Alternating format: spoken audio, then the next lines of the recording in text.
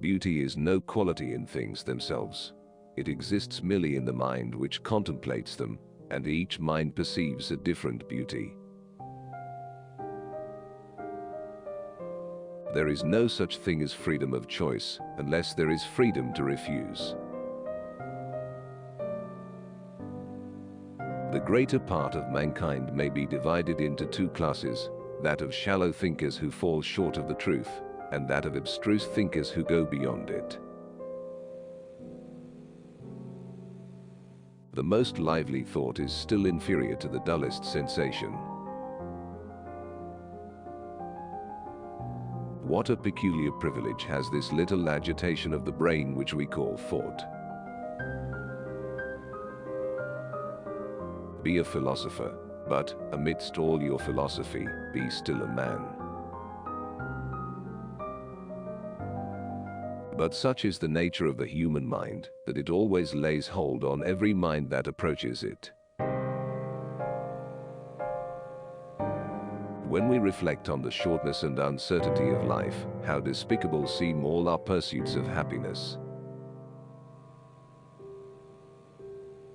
It's when we start working together that the real healing takes place. It's when we start spilling our sweat and not our blood. But the life of a man is of no greater importance to the universe than that of an oyster. To hate, to love, to think, to feel, to see, all this is nothing but to perceive. A purpose, an intention, a design, strikes everywhere, even the callous, the most stupid thinker. When the critic has no delicacy, he judges without any distinction and is only affected by the grosser and more palpable qualities of the object. It is harder to avoid censure than to gain applause. Let these generous sentiments be supposed ever so weak, let them be insufficient to move even a hand or finger of our body. No amount of observations of white swans can allow the inference that all swans are white, but the observation of a single black swan is sufficient to refute that conclusion. We speak not strictly and philosophically when we talk of the combat of passion and of reason. Disbelief in futurity loosens in a great measure the ties of morality, and may be for that reason pernicious to the peace of civil society. Accuracy is, in every case, advantageous to beauty, and just reasoning to delicate sentiment. In vain would we exalt the one by depreciating the other. The richest genius, like the most fertile soil, when uncultivated, shoots up into the rankest weeds. To philosopher and historian, the madness and imbecile wickedness of mankind ought to appear ordinary events. A propensity to hope and joy is real riches, one to fear and sorrow, real poverty. The truth springs from arguments amongst friends. Character is the result of a system of stereotyped principles. It is possible for the same thing both to be and not to be. The identity that we ascribe to things is only a fictitious one, established by the mind, not a peculiar nature belonging to what we're talking about. The great end of all human industry is the attainment of happiness.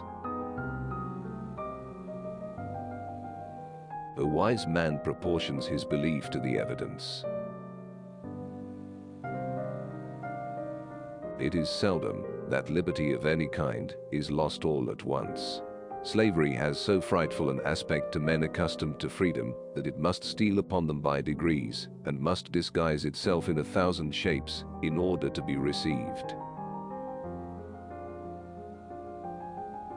A propensity to hope and joy is real riches, one to fear and sorrow real poverty.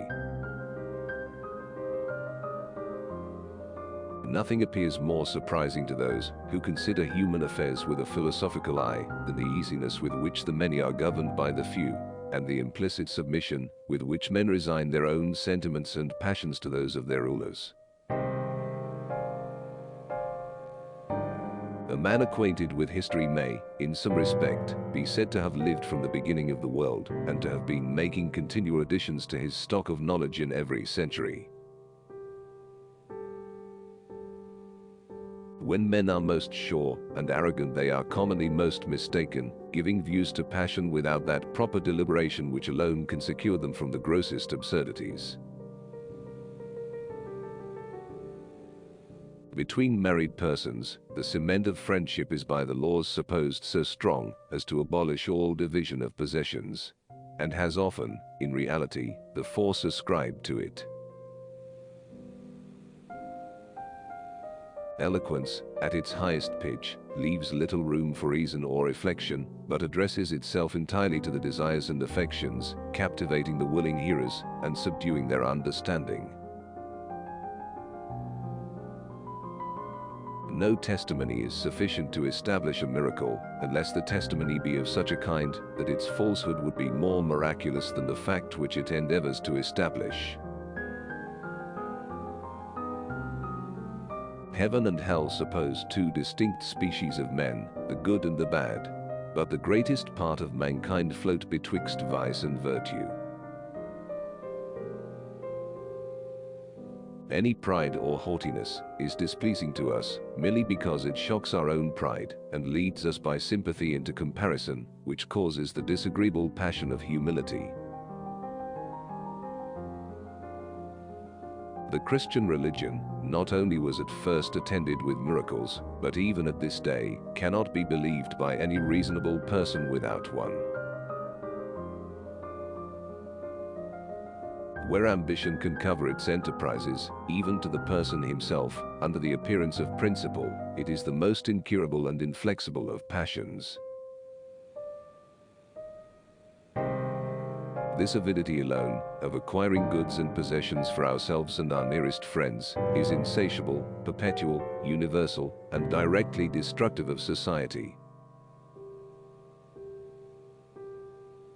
The sweetest path of life leads through the avenues of learning, and whoever can open up the way for another, or so far to be esteemed a benefactor to mankind.